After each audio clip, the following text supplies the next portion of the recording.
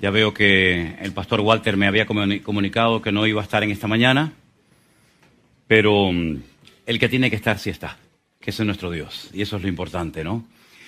Solíamos venir generalmente una vez al año a estas tierras, a Galicia, pero ahora ya hemos venido en varias ocasiones, en 2 veces a lo largo del año, porque no sé si sabían, nosotros estamos celebrando un congreso por 2 años consecutivos en una localidad de la provincia de Toledo llamada Los Llévenes, y entonces al terminar el congreso, que fue una bendición tremenda, nos fuimos a Alicante. Allí estuvimos unos pocos días, 2 o 3 días, y de Alicante nos hemos venido directamente aquí a Galicia, donde yo por lo menos estaré hasta el día miércoles. Elena se quedará seguramente un día más, y luego tengo que bajar nuevamente a Huelva. Me gusta eso de conducir, ¿no? Algunos dirán, bueno, pues este hombre parece un camionero, ¿no? Me bajaré a Huelva, donde cogeré el barco y estaré 36 horas metido en un barco hasta llegar a Canarias. Estaré un poquito y después de ahí me voy a Guatemala y así sucesivamente. Y es que la obra del Señor no para de crecer. Yo estoy realmente gratamente sorprendido de ver cómo el Señor está bendiciendo su obra.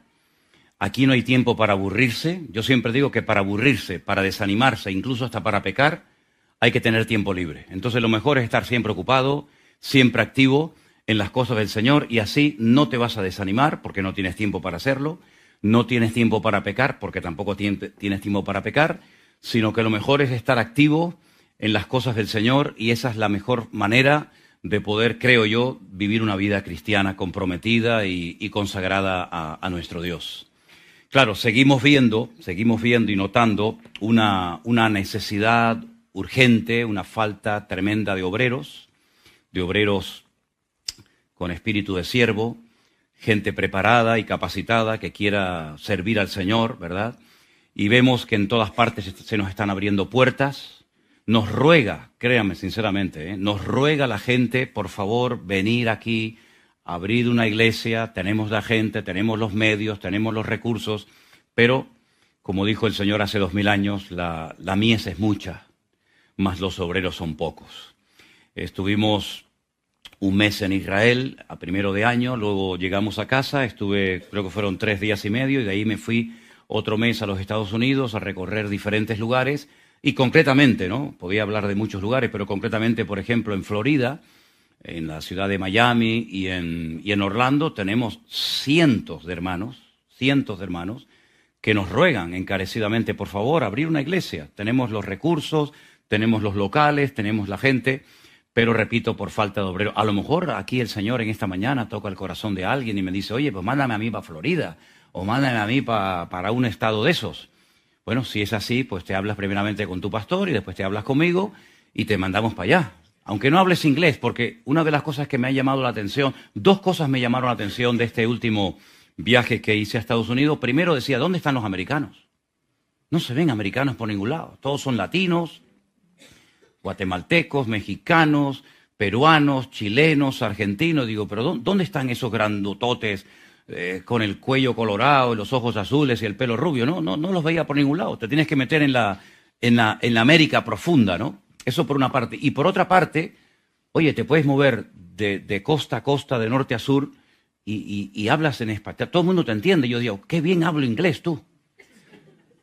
Pero no, yo hablaba en español. Lo que pasa es que cada vez se habla menos inglés y más de español en Estados Unidos. Así que es increíble, de verdad, cómo el Señor nos permite ir a ese inmenso país inmenso, que tardas días en recorrerlo de punta a punta, pero en todos los lugares, gasolineras, restaurantes, iglesias, donde vayas, todo el mundo habla español. Claro, a veces es español un poco chapurreado, ¿no? Es español un poco así, un poco raro, pero nos entendemos perfectamente. Así que yo lo que os pediría en esta mañana, antes de comenzar el mensaje, es que por favor nos ayudéis a orar para que el Señor levante obreros, porque hay una necesidad tremenda de obreros que atiendan la obra. Y siempre, y ya termino con esta introducción, yo siempre me he hecho una pregunta y no hay forma de encontrar una respuesta. ¿Cómo es posible que si el Evangelio nos ha transformado y hemos encontrado la perla de gran precio, y no hay nada mejor que el Evangelio, cómo hay tan poca gente que quiera dedicar su vida a tiempo completo a servir al Señor? Es que no lo entiendo. Porque si es lo más grandioso y lo más maravilloso, ¿por qué no hay ejércitos de jóvenes, familias enteras, que están dispuestos a renunciar a lo que haga falta por servir al Señor? Claro, algunos me dicen, será a lo mejor por miedo al tema económico. Pero si en el Señor nunca vas a pasar hambre ni necesidad, nunca hay paro en el reino de Dios. Al contrario, cuando tú buscas primeramente el reino de Dios y su justicia, todas las demás cosas vendrán por añadidura. Jamás, nunca en la vida te va a faltar absolutamente de nada. Así que no estés cortado ni diciendo, claro, es que si pierdo el trabajo, lo económico. Mira, hermano, el Señor levantó de un puesto de trabajo a Mateo, de una supuesta seguridad, y lo metió en el reino del Señor. Y la verdadera seguridad está en trabajar y en servir al Señor. ¿Hay alguien que lo cree conmigo en esta mañana y podría decir un pequeñito amén? Amén. Ah, bueno, hay varios. Entonces me alegro muchísimo. El pastor Walter nos compartió en una de las reuniones que tuvimos allí en Toledo. Excelente la exposición que hizo de la palabra. Todo eso está grabado en YouTube si lo queréis escuchar. Luego también invitamos a un pastor amigo mío que lo suelo visitar muy a menudo, de la ciudad de Milán, en Italia, el pastor Antonio Panocchia. También nos compartió la palabra del Señor. Era para venir con su esposa, pero el día anterior a venir al Congreso, resulta que se le pararon los riñones a su esposa y bueno, era una cosa muy grave y ella no pudo viajar. Pero bueno, gracias al Señor, pues no fue todo lo malo que en un principio se sospechaba.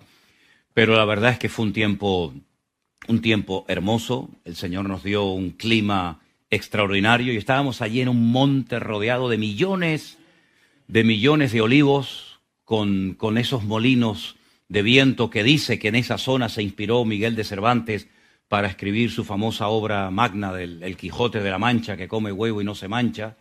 No, ese no es, perdón, me equivoqué. Ese es otro Quijote.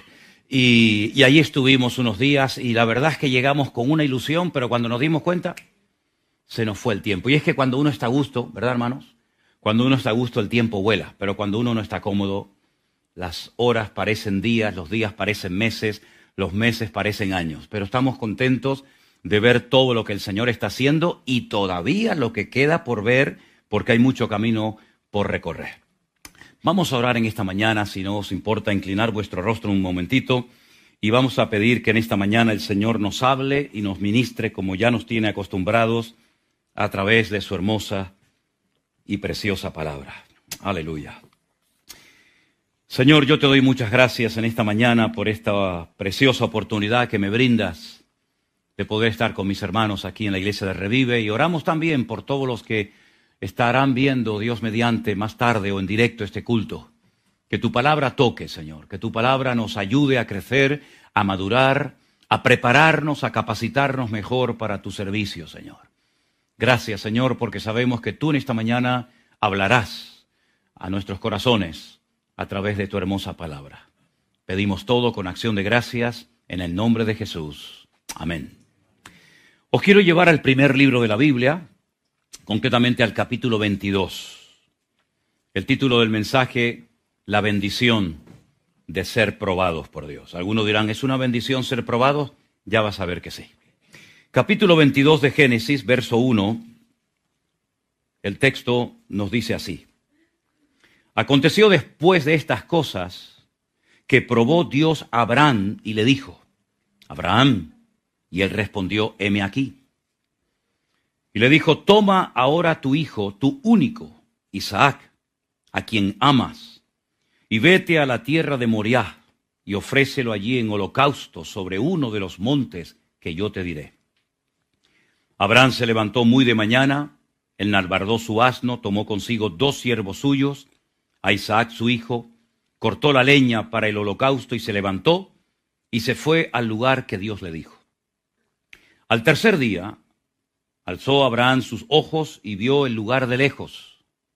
Entonces dijo Abraham a sus siervos, esperad aquí con el asno, y yo y el muchacho iremos hasta allí y adoraremos y volveremos a vosotros. Tomó Abraham la leña del holocausto, la puso sobre su hijo Isaac, él tomó en su mano el fuego y el cuchillo y fueron ambos juntos. Versículo 7. Entonces habló Isaac a Abraham, su padre, y le dijo, Padre mío.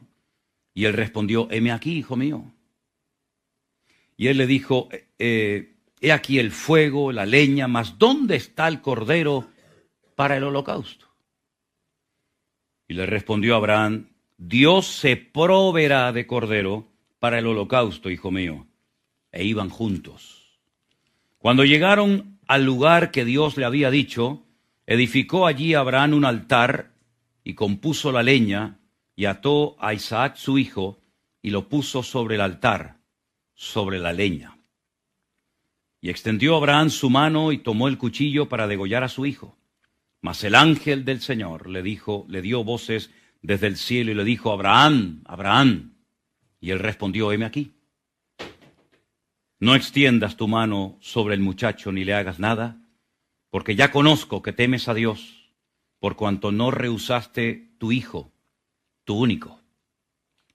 Entonces alzó Abraham sus ojos y miró, y he aquí a sus espaldas un carnero trabado en un zarzal por sus cuernos. Y fue Abraham y tomó el carnero y lo ofreció en holocausto en lugar de su hijo. Y llamó a Abraham el nombre de aquel lugar, el Señor proveerá. Jehová Jireh.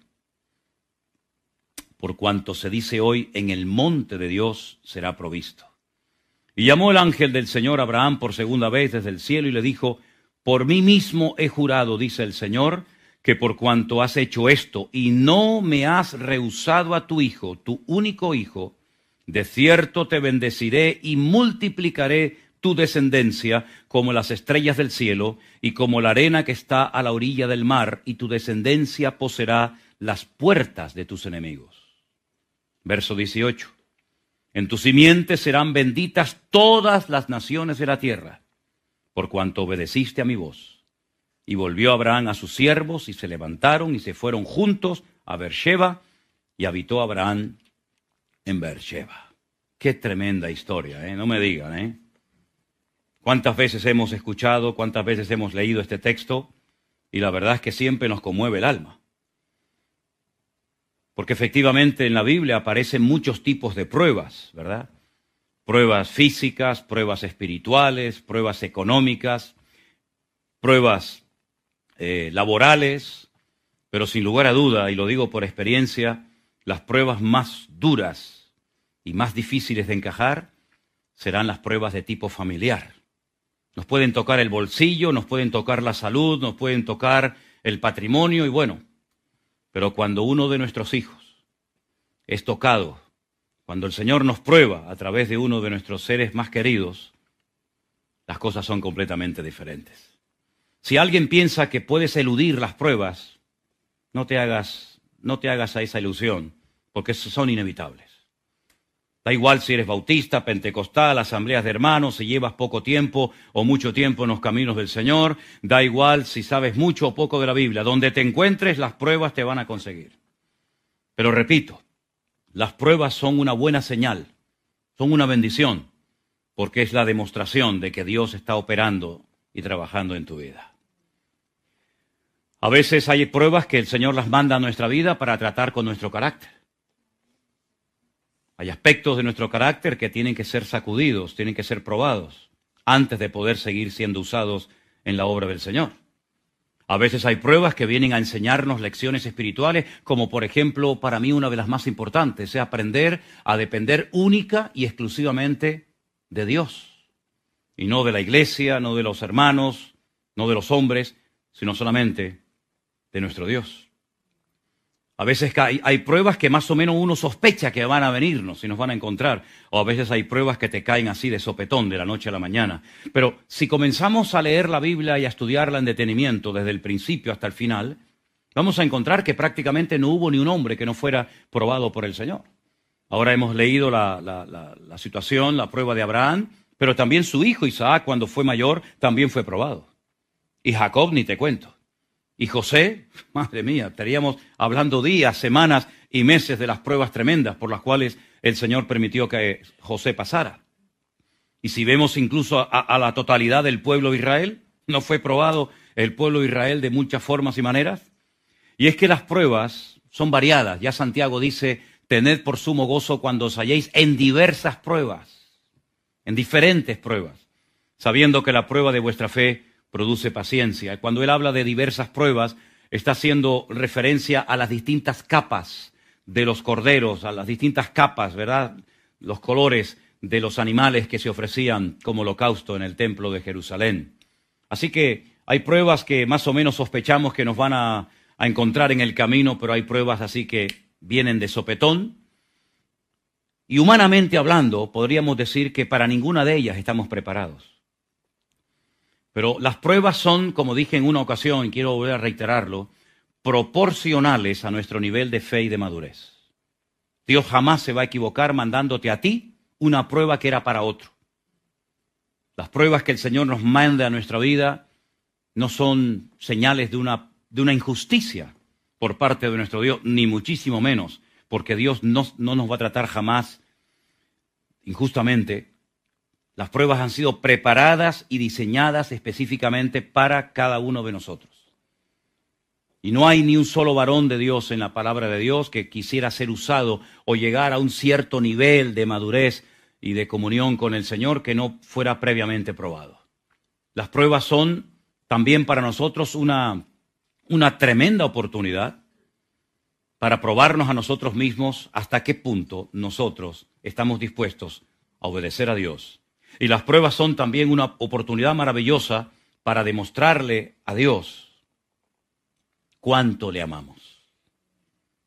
Las pruebas, queridos hermanos, son un favor que Dios nos hace para ayudarnos a acercarnos a Él. Y yo creo que una iglesia, un creyente, nunca tiene que tener los ojos secos.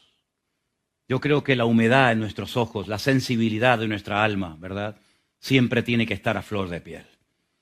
Las pruebas nos ayudan a no convertirnos en personajes religiosos, profesionales del púlpito, del ministerio. Las pruebas nos ayudan a darnos cuenta de lo sensibles, de lo frágiles que somos en un momento puntual de la vida. Hay dos fechas que yo tengo grabadas a fuego en mi corazón y nunca creo que las podré olvidar. Una, sin lugar a dudas, fue marzo del 2020, cuando comenzó toda una serie de cambios a título ministerial, familiar, personal, mundial, etcétera, ¿verdad? El año del cautiverio, el año en el que nos metieron a todos en casa, el año del confinamiento.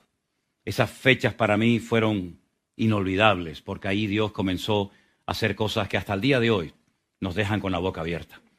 Pero hay otra fecha que jamás como padre podré olvidar, y será la fecha de diciembre del 2022, cuando nuestra hija pequeña Miriam comenzó a sentirse mal y una serie de cosas raras comenzaron a manifestarse en ella, y os puedo confesar sinceramente, y no tengo ningún temor en admitirlo, que yo ni como padre, ni como pastor, desde mi punto de vista, yo estaba preparado para esas pruebas.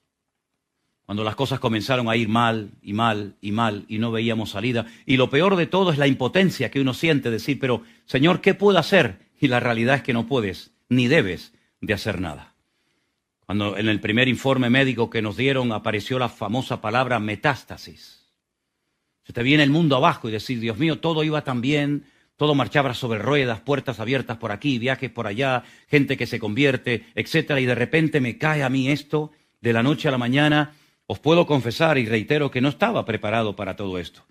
Pero fue un tiempo extraordinario, ahora a toro pasado, como se suele decir, ¿verdad? Fue un tiempo increíble donde Dios nos demostró su fidelidad, donde Dios nos mostró que mejor que nosotros como padres o madres Dios cuida de nuestros hijos, mucho mejor que nosotros, y donde vimos que eso que se dice muchas veces como una especie de tópico, Dios tiene todo bajo control, Dios lo controla y lo sabe todo, es un hecho. Es una realidad. No es una frase bonita que se dice para quedar bien ante la audiencia, decir, hombre, qué hombre de fe. No, es que es verdad, es que Dios tiene todo bajo control. No hay ni un solo detalle, por pequeño, por insignificante que nos pueda parecer, que Dios no controle y que Dios no sepa. Y Dios nos enseñó, por supuesto, muchísimas lecciones y abrió nuestros ojos ante una realidad, y es que Dios es mucho más poderoso de lo que nos podemos imaginar y de lo que hemos predicado durante más de 40 años a lo largo de nuestra vida. Ahora, cuando uno lee la prueba de Abraham, uno dice, ¿cómo este hombre pudo soportar esta prueba? Bueno, es que Todas y cada una de las pruebas por las cuales el Señor nos ha ido pasando a lo largo de nuestra vida, nos han ido preparando. Esta no fue la primera prueba que Abraham experimentó en su vida. Los judíos, cuando explican esta porción bíblica, que ellos la llaman la akedah, la atadura, ellos dicen que previamente Abraham había pasado por 9 pruebas. Y la 10ª fue esta, el sacrificio de Isaac. Realmente de esas 10 pruebas, solamente aparecen 10 en el texto bíblico. Las 3 primeras tienen que ver con la tradición oral de los judíos. Cosas que según ellos cuentan, a Abraham le sucedieron cuando vivía en Ur de los Caldeos, antes de ser llamado para que dejara todo y marchara a la aventura sin saber a dónde iba. Esas 3 primeras pruebas no aparecen en la Biblia, pero sí aparecen las siguientes 7. Y yo las he anotado aquí para compartírselas brevemente a cada uno de ustedes. La primera y gran prueba fue cuando de la noche a la mañana este hombre recibe un llamado de Dios, donde esa porción bíblica en hebreo se conoce como Lej Lejá. La traducción literal de esa Lej Lejá es sal para ti mismo. Es una traducción un tanto extraña, porque sal para ti mismo, como que nuestro idioma no dice nada. Pero realmente, si Abraham quería conocer más profundamente a Dios, si Abraham quería llegar a tener que llegó a tener una comunión con el Señor, él tenía que salir. Es decir, el hecho de recibir la orden de sal de tu tierra y de tu parentela era como un favor que Dios le estaba haciendo al patriarca. Porque las lecciones espirituales que iba a aprender durante el camino, los nombres de Dios, la esencia de Dios que iba a conocer durante el camino, si se hubiera quedado en Ur de los Caldeos, él nunca hubiera llegado a ese nivel de madurez al cual logró llegar.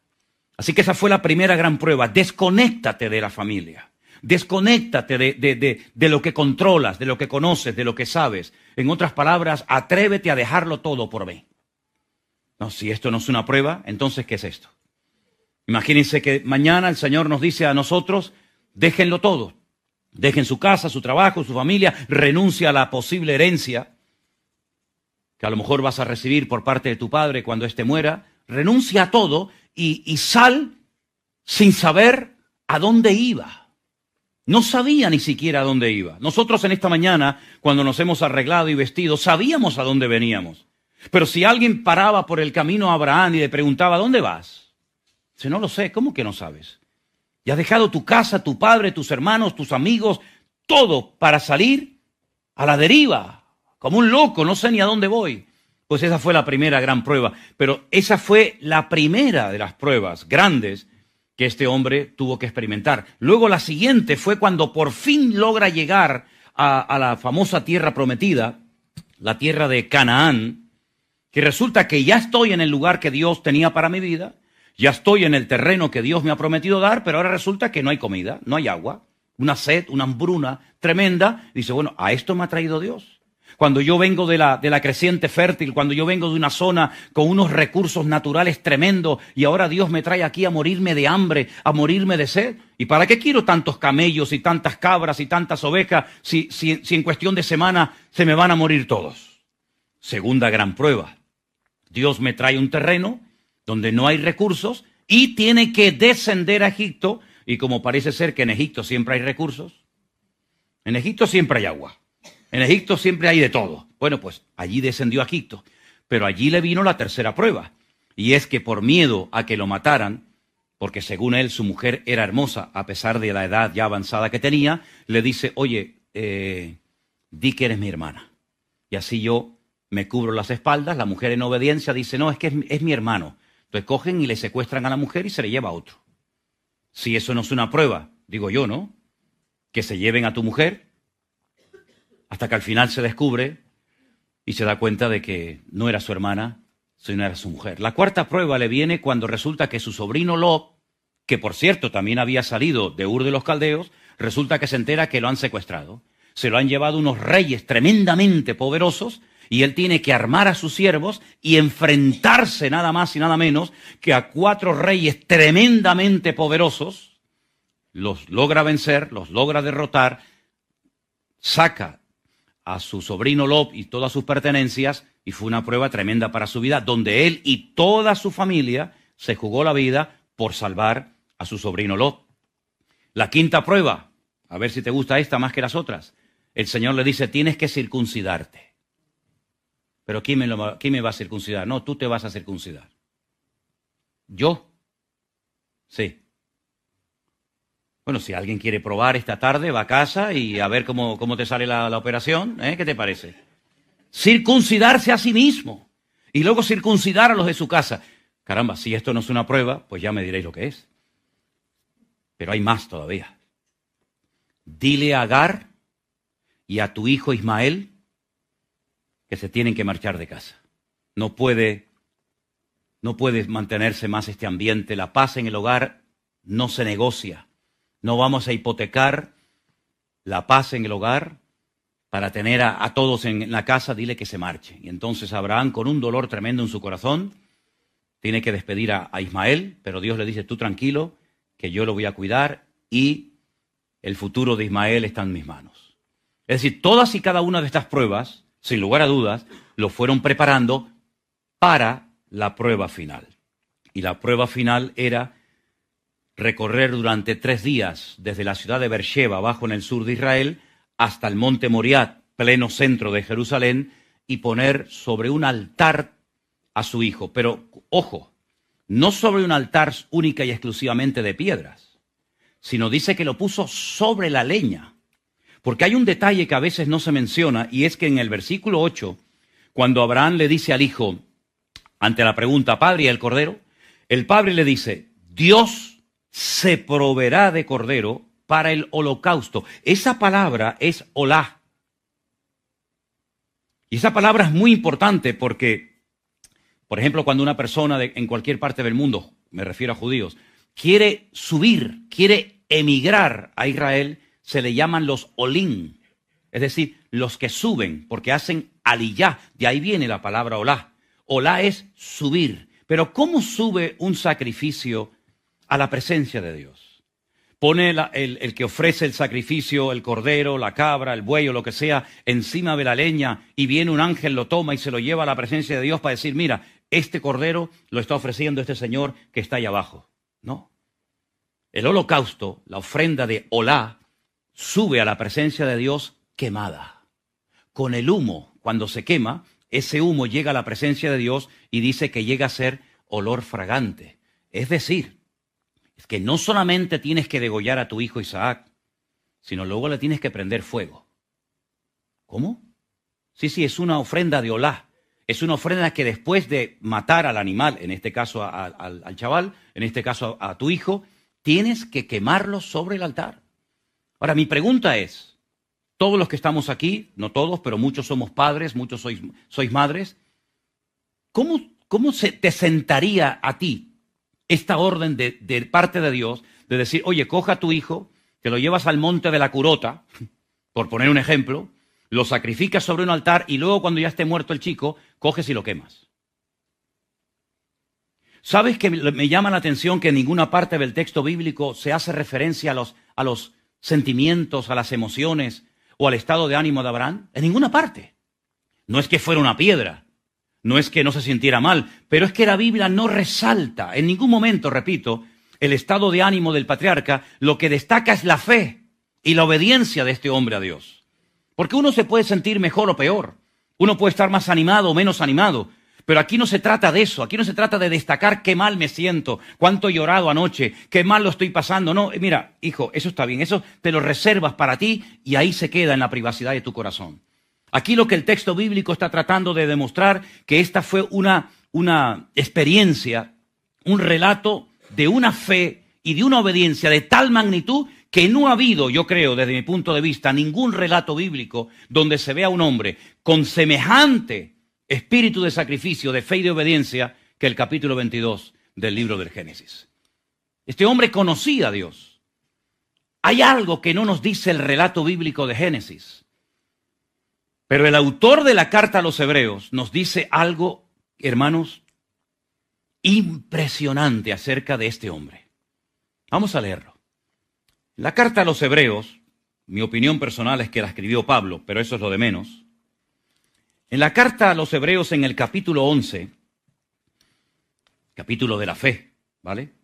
Los versos del 17 al 19 nos dice algo realmente impresionante. Y dicen así: por la fe, Abraham, cuando fue probado, ofreció a Isaac. Y el que había recibido las promesas, ofrecía a su unigénito, habiéndosele dicho: en Isaac te será llamada descendencia, pensando, escuchen bien esto por favor, pensando que Dios es poderoso para levantar de entre los muertos, de donde en sentido figurado también le volvió a recibir. ¿Quién le dijo a Abraham que Dios podía resucitar a alguien de entre los muertos? ¿Cuándo Abraham vio a una persona muerta que Dios o un profeta o alguien resucitara de entre los muertos? Jamás lo vio. Según la Biblia, jamás Abraham vio a un muerto levantarse por mano de un profeta o incluso por una intervención directa de Dios. Dios podía haberlo hecho cuando Caín mató a su hermano Abel. Podía haberlo hecho. Voy a resucitar a Abel para sorpresa de todos vosotros, primero de Caín, para que os deis cuenta de que yo no solamente soy un Dios que soy capaz de crear estrellas y astros, y etcétera, etcétera, sino también soy capaz de levantar muertos. Es que no hubo ninguna referencia anterior a este acontecimiento a la que Abraham se pudiera agarrar y decir: no, es que ya Dios lo hizo. Por lo tanto, si Dios ya levantó a un muerto siglos atrás o tiempo atrás, lo puede volver a hacer con la vida de mi hijo. Es que no hay un punto de referencia. Pero dice que él sabía, él pensaba: bueno, si este es el hijo de la promesa, ya al otro lo expulsé, con el otro ya prácticamente no cuento. Si a este, que es mi heredero, el hijo de la promesa, el que va a heredar todo lo que yo tengo, a través de él serán benditas todas las naciones de la tierra. Y ojo, no estaba casado Isaac todavía, porque si tuviera hijos, lo mato y bueno, la promesa se cumple. Pero es que Abraham tenía más fe en el Dios que da la promesa que en las promesas que da Dios. Parece lo mismo, pero no es lo mismo. Nuestra fe no tiene que estar depositada en la promesa de Dios, sino en el Dios que da la promesa. Y Abraham sabía que aunque él iba a ser el heredero y era el hijo de la promesa, después de muchos años de larga espera, él sabía que la promesa de Dios sí o sí se iba a terminar cumpliendo. Si lo mato, si lo sacrifico, mi Dios, que lo conozco perfectamente, aunque nunca asistió a ninguna iglesia, aunque nunca leyó la Biblia, porque no estaba escrita ni un texto de la Biblia, aunque nunca tuvo un pastor ni un consejero que le diera este tipo de consejos y de ánimo, él sabía por su relación tremenda con Dios que todo no iba a terminar con el sacrificio de su hijo Isaac, sino que aquella prueba Dios la estaba permitiendo por algo. Y si se llevaba a cabo la ejecución de Isaac, el Señor se lo podría levantar de entre los muertos. ¿Cómo manifestó él en el texto de Génesis capítulo 22 esta fe en la posible resurrección de Isaac? En el versículo 5 dice lo siguiente: entonces Abraham dijo a sus siervos, recuerden que no venía solamente con Isaac desde Beersheba, 3 días caminando, sino que venía con un par de siervos que le acompañaban, ¿sí? Y les dijo: esperad aquí con el asno. Y ese lugar donde Abraham le dijo a su siervo: esperad aquí, se puede visitar en Jerusalén. Es como una especie de balcón donde tú llegas y te das cuenta que si vienes del sur de Beersheba, sí o sí terminas llegando a ese balcón natural, ¿verdad? Y entonces dice que vio a lo lejos el monte que el Señor le había indicado. Bueno, pues en ese lugar le dice a los siervos: esperad aquí, versículo 5, yo y el muchacho iremos hasta allí, adoraremos, ¿y qué dice? Y volveremos a vosotros. ¿Cómo que volveremos? No vas a volver con Isaac, el Señor te ha dicho que lo mates. Pero ahora sabemos por qué dijo volveremos. Porque su fe no solamente era una fe que le ayudaba a caminar 3 días desde Beersheba, cargando la leña, cargando el fuego, llevando al hijo, sino que su fe iba mucho más allá de lo que hacía, de lo que se podía comprobar y ver. Su fe iba mucho más allá y sin tener ningún punto de referencia en la historia de una resurrección de muertos, él creía que su Dios no iba a terminar aquello en una desgracia, en una tragedia, sino que Dios lo podía resucitar de entre los muertos. Hermano, realmente cuando uno entra en este texto bíblico, cuando uno analiza el corazón de este hombre, uno dice, Dios mío, y lo que yo llamo tener fe, ¿realmente es fe en comparación con lo que este hombre hace? Yo me he preguntado hasta qué punto estamos dispuestos a obedecer a Dios. ¿Hasta qué punto estamos dispuestos a exprimir nuestra fe? ¿Cuál es el límite de nuestra fe? La primera prueba, la primera lágrima, la primera muerte, el primer adiós, el primer desengaño, el primer desencuentro. ¿Hasta ahí llegó nuestra fe? ¿Hasta qué punto estamos dispuestos a utilizar de alguna manera, a dejarnos usar por el Señor en este mundo llamado pruebas, que Dios las envía para nuestro beneficio, para nuestro crecimiento, para nuestro desarrollo espiritual? Repito, como dije al principio, son totalmente inevitables, pero a través de ellas, primero, vemos el poder y la fidelidad de nuestro Dios, y en segundo lugar, yo puedo demostrarle también a mi Dios cuánto le amo y cuánto deseo cumplir su voluntad. ¿Cuál debería ser la actitud correcta cuando mi vida está siendo probada como padre, como madre, como empresario, como cristiano, como pastor? ¿Cuál debería ser mi actitud? Primero, para mí una de las más importantes es nunca entrar en una queja. Nosotros en pleno confinamiento, en marzo del 2020, se me ocurrió el decirle a los que nos veían y nos seguían en aquel momento, hagamos un cartel que diga prohibido quejarse. Y lo propuse, bueno, aquello fue una locura. Comenzamos a recibir carteles de todas partes del mundo y le digo, ponerlo en la puerta de vuestra casa, ponerlo en el baño, ponerlo en la cocina, ponerlo donde queráis, pero por favor en este tiempo no os quejéis, no le deis lugar a la queja, porque es un tiempo especial, un trato de Dios, como decía el Señor en ese versículo de Isaías, entra pueblo mío en tu aposento, cierra la puerta, entre tanto que pasa la indignación. Hicimos todo lo posible para que no saliera ni una sola queja de nuestra boca, porque la queja no le hace ningún bien, ningún beneficio a tu crecimiento espiritual. La queja es el lenguaje del derrotado. La queja es el cáncer del espíritu.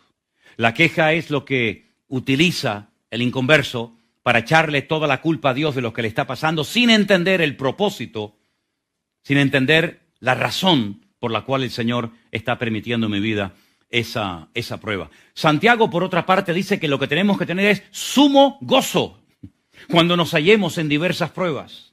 A mí me llama la atención cuando por fin, después de años, se reencuentran los hermanos de José en Egipto. Y claro, ya ahora José tiene el poder. Y ahora José tiene toda la autoridad para decir, venid aquí, ven para acá, Judá, ven Rubén, ven Neftalí, ven Zabulón, ven, que ahora te vas a enterar lo que vale un peine, ¿no? Cuando los hermanos tiemblan y sus corazones se llenan de pánico, de miedo, porque se dan cuenta de que ahora José es el que tiene el control, José les dice, no tengáis miedo. No fuisteis vosotros los que me mandasteis a Egipto. Fue mi Dios el que utilizó vuestros celos y vuestra envidia para traerme aquí. Y desde aquí yo poder bendecir al mundo y por supuesto también bendecir a mis hermanos. En otras palabras, cuando entendemos que Dios no se confunde, que Dios no me va a tratar injustamente, yo puedo tener gozo en medio de la tormenta y paz en medio de la tormenta, sabiendo que mi Dios es un Dios de amor que tiene lo mejor para mi vida. ¿Cuántos dicen amén? En tercer lugar, no solamente no quejarnos, gozarnos, sino desterrar de nosotros una pregunta que nos puede terminar volviendo locos. ¿Por qué? ¿Por qué? ¿A mí? Cuando sabes que te sirvo, que te amo, que hago todo lo que puedo por servirte y honrarte en mi vida, ¿por qué me mandas a mí esto ahora? ¿Por qué? ¿Por qué con este? ¿Por qué con aquello? ¿Por qué este hermano? ¿Por qué? Hermano, a mí no me interesa saber el por qué. Créame que, y lo digo delante del Señor, y Él lo sabe. En ningún momento cuando nuestra hija ni siquiera era capaz de ponerse en pie y poder dar un paso, que hasta Elena la tenía que bañar, jamás le dije al Señor por qué, nunca. Claro, me pasaba el día llorando, eso se lo puedo asegurar, desde la mañana y no hasta la noche, es que durante la noche era continuamente llorando,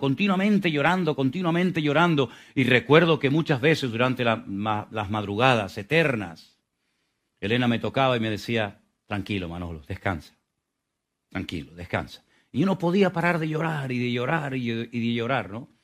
al ver a tu hija en aquel estado terrible, que no sabíamos cuánto iba a durar, ni si iba a quedar así o peor de lo que estaban contemplando nuestros ojos. Pero créame, nunca le dije al Señor, ¿por qué me estás mandando a mí esto ahora a mi vida? ¿Por qué? Siempre nos agarramos al Señor, a su palabra, a sus promesas, y sabíamos que el Señor es galardonador de los que le buscan, y cuando Dios manda una prueba a nuestra vida es porque Él sabe que yo necesito pasar por esa prueba.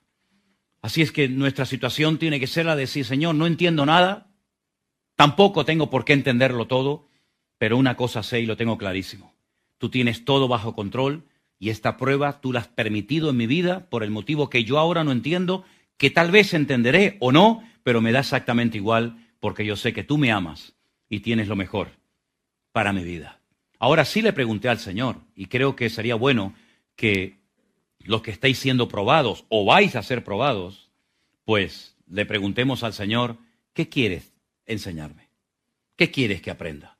A veces tenemos, sin decirlo, pero a veces tenemos como la actitud, bueno, llevo tantos años en el Evangelio, me he criado prácticamente desde niño, desde el vientre de mi madre en la iglesia, como que ya lo sabemos todo, ¿no? Ya lo controlamos, yo sé los signos, las canciones, la liturgia, quién sube, quién baja, he predicado, he compartido. ¿Sabes una cosa? Cuando uno está siendo probado de esta magnitud, uno no entiende nada. Y toda tu experiencia y toda tu fe en tu fe, etcétera, etcétera, créeme que todo eso se desmorona y Dios te abre un panorama nuevo delante de tus ojos y te das cuenta, como dije antes, que Dios es mucho más poderoso de lo que te puedas imaginar, pero sobre todas las cosas, nunca jamás vas a ver en la Biblia una persona que fuera probada por el Señor que saliera peor de la prueba de lo que entró a ella. Jamás. Fijaros, por ejemplo, que el hombre, sin lugar a dudas, más probado en la Biblia, por supuesto, aparte de Abraham y todo eso, fue, por supuesto, Job. Un hombre que pasó por tantas pruebas en tan poco periodo de tiempo, pruebas económicas, pruebas físicas, pruebas espirituales, pruebas familiares, de toda índole, que algunos judíos, algunos comentaristas de los famosos judíos dicen que esa historia no es real, que es imposible que un hombre pueda soportar esas pruebas, que ese libro es una metáfora de los sufrimientos que experimentaría el pueblo de Israel a lo largo de la historia. Pero no es verdad. Job fue un personaje real, probablemente antes de Abraham, probablemente antes de Moisés. Claro que sí, por supuesto. ¿Cómo pudo él soportar todas y cada una de esas pruebas? Porque él sabía, como dijo aquel, en quien había creído. Y llegó a decir algo que a mí siempre me ha impactado y lo he dicho muchas veces. Aunque Dios me mate, lo seguiré adorando porque yo sé que mi Redentor está vivo. Cuando uno lee estas historias de la Biblia, cuando uno ve estas cosas tremendas como lo de Abraham, lo de Moisés, lo de David, lo de tantos personajes bíblicos, ¿qué son nuestras pruebas en comparación a lo que esta gente tuvo que pasar para poder llegar a ese nivel de madurez que gracias al Señor llegaron? Hay una información que también nos da el Señor sobre el patriarca Abraham, muy interesante, por cierto. Dice, por ejemplo, en Hebreos capítulo 11, aparte de lo que ya hemos leído, dice que salió sin saber a dónde iba, porque buscaba la ciudad cuyo arquitecto y fundador es Dios. Vamos a ver, vamos a rebobinar. Salió sin saber a dónde iba, ahí lo entiendo y hasta ahí llego. Pero salió buscando la ciudad cuyo arquitecto y fundador es Dios. ¿Y esa ciudad dónde está? ¿Esa ciudad cuál es? ¿Será por casualidad Pontevedra? Y el hombre venía para aquí, para Galicia. ¿Será Manhattan? ¿Será el Cairo? ¿Sería Jerusalén? Hay un cuadro en el Museo del Templo en Jerusalén que a mí siempre me ha llamado la atención. De hecho, cuando los hermanos van a entrar para ver todo el mobiliario del templo, les digo, fijaros en ese cuadro. Hay un cuadro entrando a mano izquierda, un cuadro enorme, así como toda esa pared de alto, donde se ve un altar. Encima del altar está Isaac atado. Siempre me he preguntado para qué lo ató. ¿Será para que no saliera corriendo? Pero bueno, lo dejamos ahí. Lo pone atado encima del altar. Abraham con el cuchillo en la mano a punto de degollar a su hijo y de repente mira hacia el cielo y ve lo que los judíos dicen, el templo de Jerusalén. Porque en ese monte fue donde tiempo más tarde se levantó el famoso Bet HaMikdash, la casa santa, el templo de Jerusalén. Pero el libro de Hebreos dice que él buscaba la ciudad cuyo arquitecto y era Dios. y que yo sepa, corregidme si me estoy equivocado, la única ciudad cuyo arquitecto, diseñador y modelador fue Dios, que yo sepa, se llama la Nueva Jerusalén. ¿Sí o no? ¿Queréis ver cómo es esta ciudad, sus medidas, sus materiales, etcétera, etcétera? Apocalipsis 21 y Apocalipsis 22. Ahí tenéis toda la información acerca de la ciudad que dice la Biblia que Abraham la vio y la saludó diciendo, wow, qué ciudad tan bonita, algún día estaré en ella. Es decir, que antes incluso del nacimiento del Señor Jesucristo, en aquella prueba tremenda que él pasó en el monte Moriah, ya Abraham iba detrás de una ciudad cuyo arquitecto y fundador es Dios. Claro, ahora entiendo cómo el hombre más rico de la tierra jamás se compró una casa. Vivió toda la vida como nómada en una carpa, ¿verdad? Y lo único que compró, lo único que adquirió como herencia perpetua fue una cueva en la ciudad de Hebrón. Y allí enterró a su amada Sara, y después también fueron enterrados los patriarcas, las matriarcas, salvo Raquel, y como dicen los judíos, los ortodoxos, los hasídicos, también ahí está enterrado a Adán y Eva. Pero bueno, eso lo dejamos ahí para los que les guste esa cosa del Talmud y la Totafod y todas esas cosas, ¿no? Pero lo curioso es que Abraham buscaba algo mucho más superior de lo que veían sus ojos naturales. Porque la fe a nosotros nos permite soportar lo que haga falta, porque yo sé que mi Dios me ama y tiene lo mejor para mi vida. Lo bueno de todo esto es que toda aflicción o toda prueba es pasajera. Amén, hermanos. Tengo por cierto, ¿es verdad que podemos decir así? Bueno, pues vamos a decirlo. Tengo por cierto que las aflicciones del tiempo presente no son comparables con la gloria venidera que en nosotros ha de manifestarse. Romanos 8, versículo 18. Ya sé que el 28 lo sabe todo el mundo de memoria, pero el 18 también es muy bueno. Las aflicciones, las pruebas, las dificultades, los obstáculos, las luchas de la vida, todas son pasajeras. No hay una prueba eterna que no termina nunca. Aunque a veces a nosotros nos puede parecer que esto no termina nunca, ¿no? Yo decía, Dios mío, que llegue la noche, por favor. Y cuando era de noche decía, Dios mío, que llegue el día. Y era como un ciclo, ¿verdad? Interminable. Pero lo que sí es permanente es la bendición de Dios, es la gloria del Señor sobre nosotros. Ahora pasaremos por dificultades, ahora pasaremos por pruebas, pero la gloria eterna que en nosotros ha de manifestarse será eterna, no caducará jamás, sino que estaremos por toda la eternidad en la presencia de nuestro Dios. ¿No les alegra el corazón? ¿No te conmueve el alma?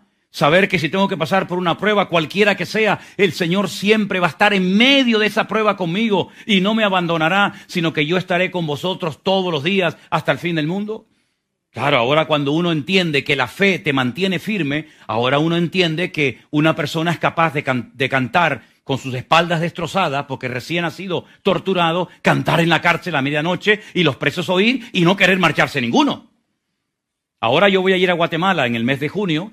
Y ya he pedido, ya me han mandado unos vídeos de unas cárceles tremendas que hay en Guatemala, orar para que no me dejen allí encerrado, sino que me dejen salir. Y yo digo, Dios mío, hay más gozo y más libertad y más alegría y más mover de tu palabra en cárceles que en muchas congregaciones que se llaman cristianas evangélicas. Pero es que no importa el lugar, no importa el país, no importa la circunstancia, lo importante y lo trascendental es que estés alineado y conectado con el Señor en todo momento, porque se puede vivir con poco dinero, se puede vivir sin teléfono, se puede vivir sin coche, sin carro, llámalo como quiera, pero no se puede vivir sin una fe viva y una fe depositada y puesta únicamente en el Señor nuestro Dios. ¿Cuántos dicen amén? Yo no sé cuánto tiempo me espera. A mí Abraham me dijo, tú predica todo lo que quieras. Cuando la gente se levante y se vaya, vete terminando.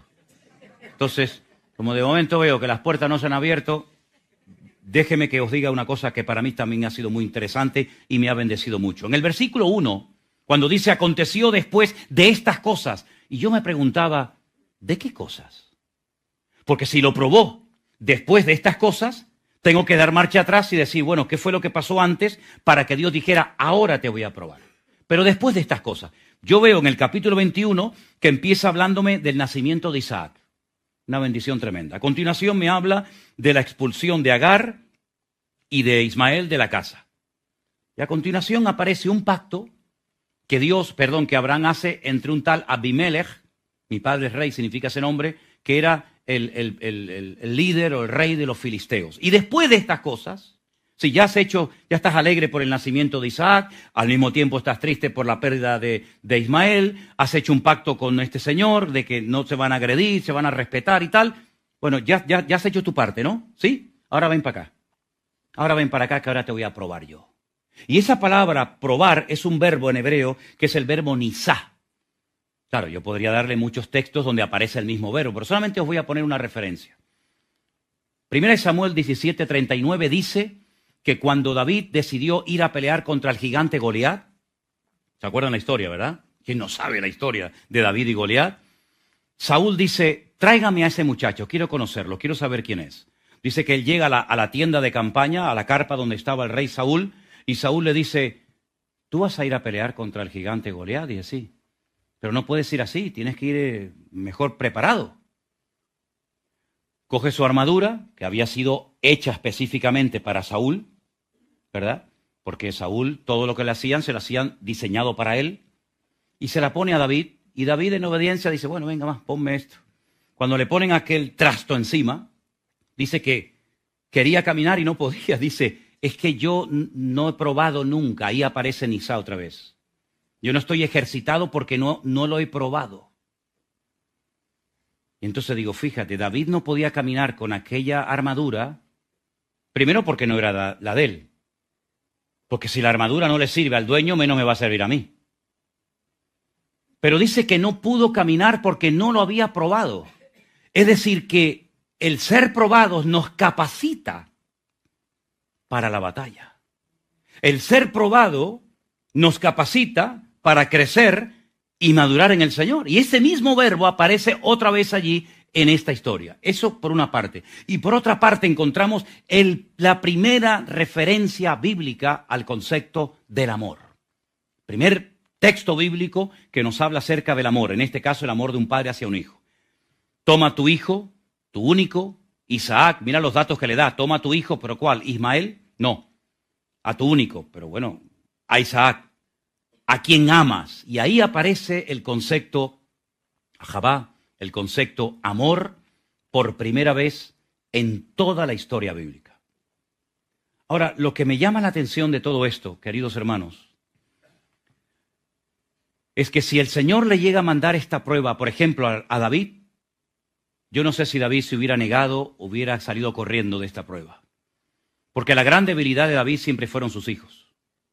Ganó muchas batallas, venció a muchos gigantes, derrotó a muchos enemigos, pero en casa perdió muchas batallas porque sus hijos eran su gran debilidad. Mira, por ejemplo, su relación con Amón, mira su relación con Salomón, etcétera, etcétera. ¿Te das cuenta cómo el Señor las pruebas de David nunca se las mandó a David?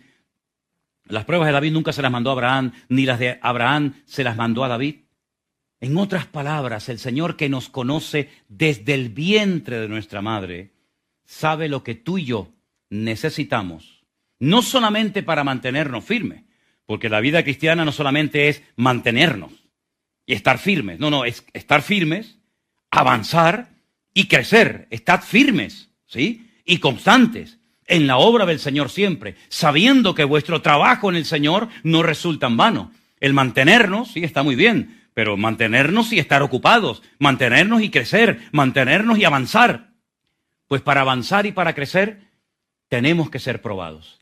Y dice la Biblia que nuestra fe, que es mucho más preciosa que el oro, va a ser probada por el fuego, para que sea hallada en honra, alabanza, para su gloria y honra, y para que nuestra fe no sea una fe religiosa, una fe, entre comillas, heredada o incluso hasta impuesta, sino sea una fe que cuando llegue la hora de la verdad podamos mantenernos firmes y podamos demostrarle a quien haga falta que nosotros amamos al Señor más que a nosotros mismos. Amamos al Señor más que a nuestro patrimonio. Amamos al Señor más incluso que a nuestros hijos. Pero todo eso es muy bonito predicarlo y decirlo, pero hermanos, llegará el momento en nuestra vida cuando Dios nos probará, así que no tengan miedo cuando sean probados, porque Dios no se va a equivocar contigo, sino que las pruebas te van a ayudar a que se caigan escamas de tus ojos y te des cuenta de que Dios verdaderamente es un Dios fiel. ¿Cuántos dicen amén? Cierra tus ojos, por favor, en esta mañana, mi querido hermano. No cuestiones a Dios, por favor. Renuncia a tus derechos, ríndele tu vida al Señor, y como aquel antiguo himno que se cantaba antaño, yo me rindo a Él, yo me rindo a Él, que sea una oración de cada día de nuestros corazones. Señor, yo me rindo a ti, las pruebas, las luchas por las que estoy pasando, tú las has permitido con un propósito en mi vida, y yo sé, Señor, que tu propósito eterno se llevará a cabo en mi vida. Ayúdame a crecer en la fe. Ayúdame a no apartarme nunca de tus caminos, a no apartar nunca mi mirada de ti, sino saber que pase lo que pase y venga lo que venga, tú estarás conmigo hasta el fin del mundo como poderoso gigante. Ayúdanos, Señor, como pueblo de Dios, a dar un testimonio al mundo de que cuando otros lloran,